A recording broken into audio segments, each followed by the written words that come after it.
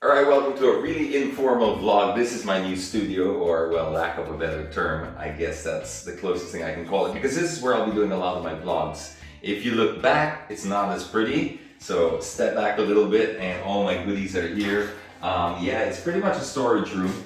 You'll see the stuff here that I usually have for raffles. Nothing set up yet, okay? So this is just like a bunch of stuff that, well, we're not raffling that, but you know, we got like some overboard stuff, and this is where they'll all be kept and then later raffled off. But so this I just wanted to show you is basically where it's all gonna happen. It all starts here. I've also got something upstairs that's probably a little bit nicer, but this one, if I just want to clean sort of the background, something with the lights, we got the lights happening here. They're not all on yet, so the lighting is not absolutely perfect, but just wanted to show you what it's all about. So come upstairs and I'll show you what that is.